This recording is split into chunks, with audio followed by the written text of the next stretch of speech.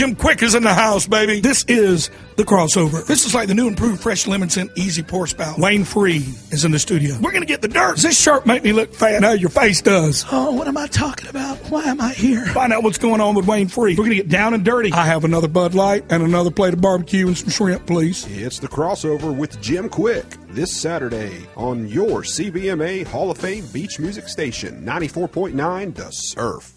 Never heard of Butch Walker, never even heard of him. I pride myself in doing music research, but after talking with Mr. Wayne Free this past week and trying to get some artists together that he liked, some current dudes, that's one of the names he presented to me. And this guy's extraordinary. I mean, he's like all over the road. If you think that you pegged him by one song, then you're wrong, because almost every single one of his tunes has nothing to do with the last one you heard.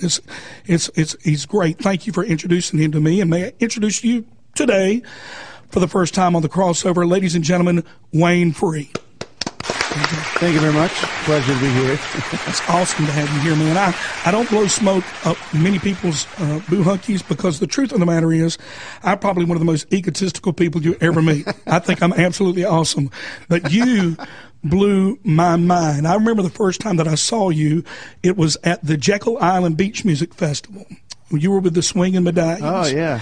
We opened up for a group that opened up for you, and I can't remember who the middle group was, but it lets you know they weren't popular, and we were even less popular. So we stuck around, and when I saw you perform, I was like, that is an entertainer. That's a great singer.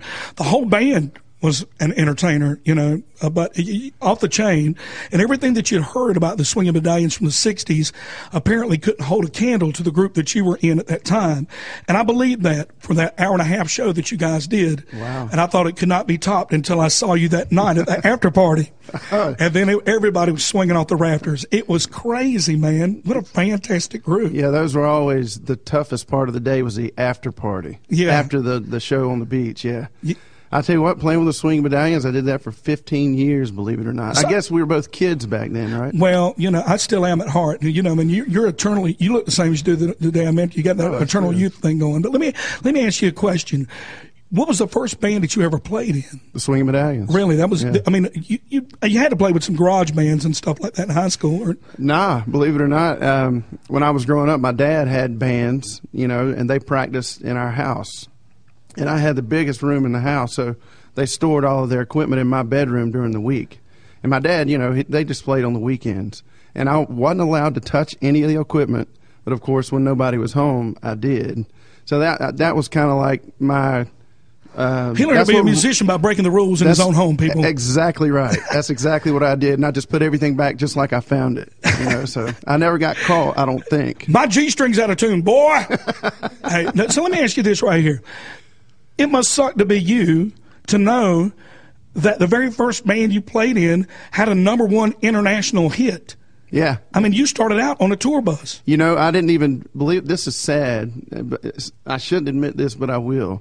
When I joined that band, I had no idea that Double Shot of My Baby's Love had even existed. And that's sad to say, because the guys that were in the band at the time were my junior high classmates. So, you know, these are just my buddies that had a band.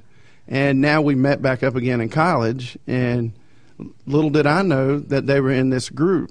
And they asked me to come over. I've been playing trombone for about 2 weeks, and they needed a trombone player. Wow. And so I played Word Up and Be Young, Be Foolish, and they hired me on the spot. So you were a trumpet player and a French horn player, just like I was. And the thing about it, did you play slide trombone right away, or were you doing valve first? Slide trombone right out of the gate. Wow, the valve trombone's cheating. Yeah, I did cheat. I cheated. But I wasn't good enough to even do that very long. So. I was a music education major with French horn as my primary instrument.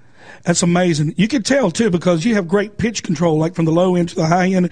And I think being a French horn player, people wouldn't know this, but having to blow through 22 feet of tubing will make your pitch pretty good. They make you dizzy, too. Yeah, well, and it's amazing because there's a lot of leeway on a trombone, and you nail it, man. It's great to listen to you play and sing. I appreciate that. So, so you started out, in this huge world of music, came right out the gate, and one of the most popular bands in the Southeast, playing fraternity parties, weddings, and every major festival there is in the Southeast.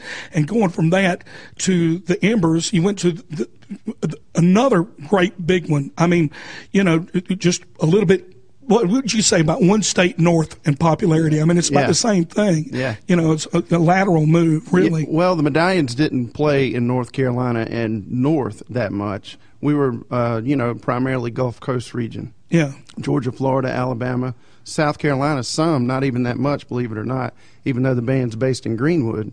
But then when I came to the Embers, we were always, North Carolina, Virginia, predominantly, every once in a while down in Florida and South Carolina. We played in South Carolina more than the Medallions did the 15 years I was there. So kind of been covering this region of the country, pretty well over the last 20 years or so. Well, I know it's been a crazy ride, and we want to talk more about all of that right now. But before we go any further, I want to go and play another song. We got more of the crossover. We're talking Wayne Free. We're going to get down and dirty, get some details right after this. Stick around.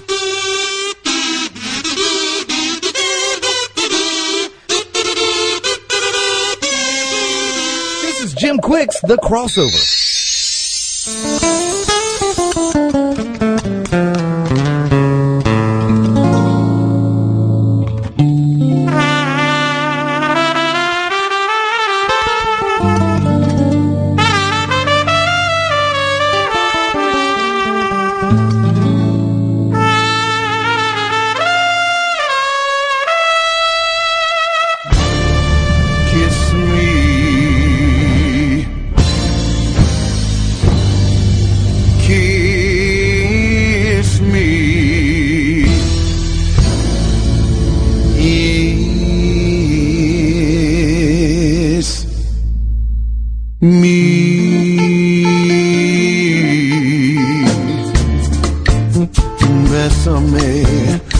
Bésame mucho. Each time I cling to your arms, I hear music divine. Bésame, bésame mucho. Hold me forever and say that you'll always be mine. Cha-cha-cha, cha-cha-cha. Dearest one, if you should leave me, each little kiss would take wing and my life would be through.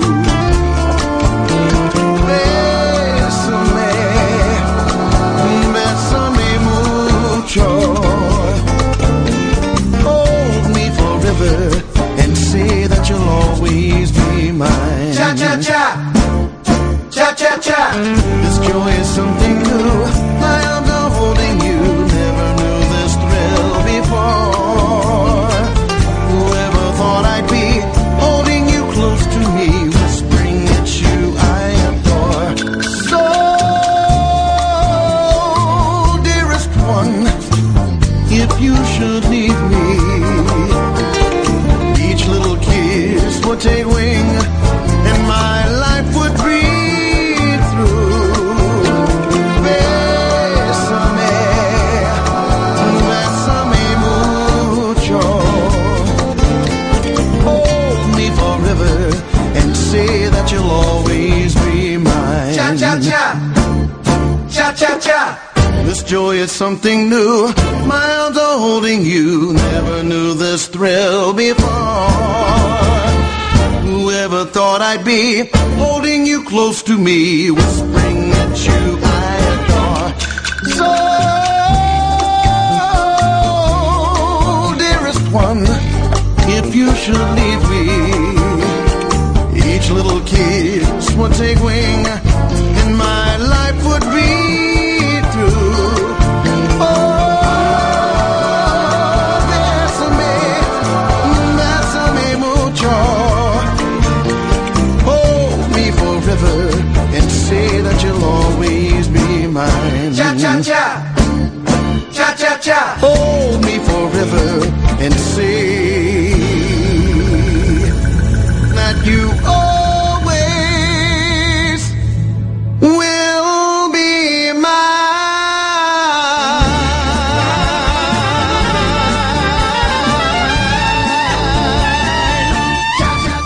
That is Wayne Free and this Bésame Mucho. That is fantastic, man. Thank you very much. I mean, I understand that this was a project that you were working on with the Embers. That's right. Prior to your departure. That's right. So that, of course, the trumpet is Stephen Pasciuta, your good friend of mine, and Jeffrey Grimes. They're both featured in that song, and that's the reason why I wanted to play it for you. Outstanding performance. Did Jeff produce that, or did you? I produced it. Jeff, we recorded the rhythm section at Jeff's studio, and then I did some field recording to get the timpani. I recorded those at my son's high school, actually. Wow. And I did all the vocal work on the recording, and I did all the percussion and stuff in my studio. Jeff's nylon guitar was done in my studio, and Stephen's trumpet was done in my studio.